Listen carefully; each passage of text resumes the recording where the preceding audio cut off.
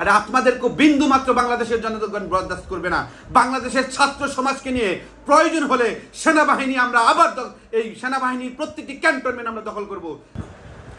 অনেকেই ভাবছেন বা আওয়ামী লীগের নেতৃবৃন্দরা ভাবছেন যে সেনাবাহিনী একটা কু হতে পারে। বর্তমান যে পজিশন, এই পজিশন বাংলাদেশের স্থিতিশীলতা নাই, নির্বাচন কখনো সম্ভব নয়।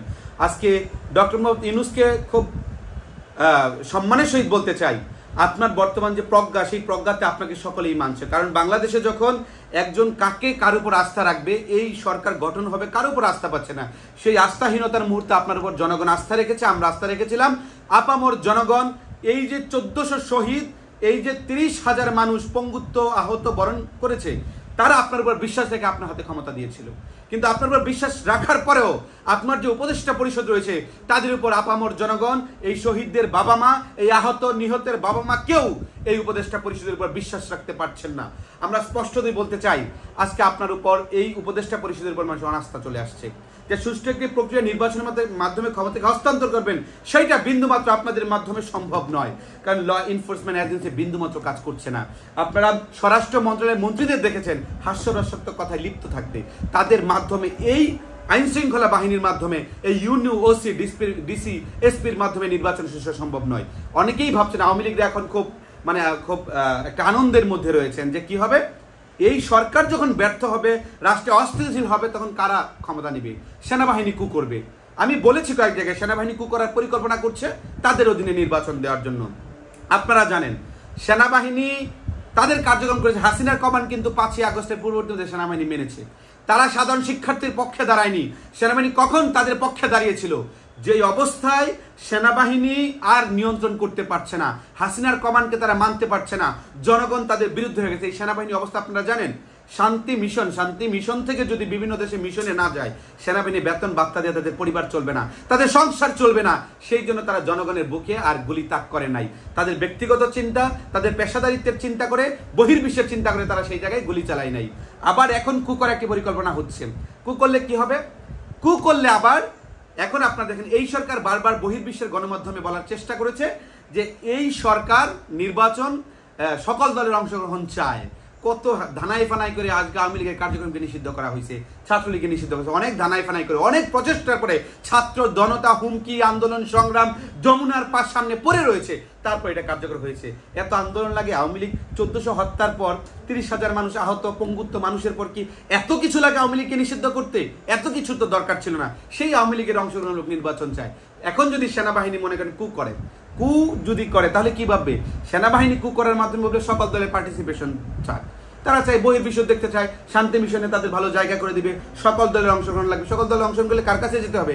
আবার পুরনো জায়গায় যেতে হবে, আওয়ামী লীগের সাথে নিয়ে আসতে হবে। আওয়ামী লীগরা ভাবছে সেনাবাহিনী যদি কু করে, তারা পরবর্তী সকল দলের অংশগ্রহণকে নির্বাচনের জন্য বহির্বিশ্বের চাপ গ্রহণ করবে এবং পরবর্তীতে আওয়ামী লীগকে নির্বাচনে অংশগ্রহণ করার মাধ্যমে একটি অংশগ্রহণমূলক নির্বাচন তারা দেখাতে চেষ্টা করবে, যার মাধ্যমে ফ্যাসিবাদকে আবার বাংলাদেশে পুনর্বাসনের একটি শঙ্কা জনমানুষের মনের মধ্যে রয়ে গেছে।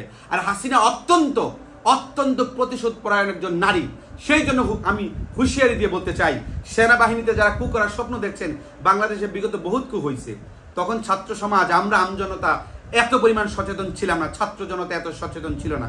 এখন দেখছেন না, বৃহত্তর রাজনৈতিক দলের বড় বড় নেতাদের বলে যে নেতাদের নিয়ে স্লোগান হয় ক্যাম্পাসে, এই অন্যান্য বৃহত্তর ছাত্র দল আছে বা আরো বিভিন্ন সংগঠন আছে, তাদের কথার বিরুদ্ধে সে জায়গায় স্লোগান হয়। যখনই তারা অন্যায় করে, তখনই তাদের বিরুদ্ধে প্রতিবাদে ফুসে ওঠে সাধারণ ছাত্র জনগণ। সুতরাং সেনাবাহিনী যতই আপনারা চেষ্টা করেন যে কু করবেন, আর আপনাদেরকে বিন্দু মাত্র বাংলাদেশের জনগণ বরদাস্ত করবে না।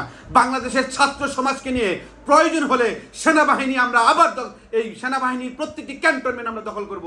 কোনো সেনাবাহিনীর কু করতে আমরা দিব না। আপনার কু যদি করেন, ব্যর্থতায় পর্যবসিত হবেন। এবং ছাত্র জনতার বাংলাদেশ এখন, আপামর জনগণ, আবাল বৃদ্ধ বনিতার বাংলাদেশ। এই বাংলাদেশে কোনো প্রকার অসৎ উপায় অবলম্বন করে এই জুলাই অভ্যুত্থানের চেতনাকে বুলণ্ঠিত করে কোনো উদ্দেশ্য হাসিল করবেন। আমরা বেঁচে থাকতে, জুলাই যোদ্ধারা বেঁচে থাকতে, তাদের পরিবার বেঁচে থাকতে, জুলাই চেতনাকে ধারণ করা ব্যক্তিরা বেঁচে থাকতে কখনো সেই ধরনের অপকর্ম কুসফল হতে আমরা দিব না।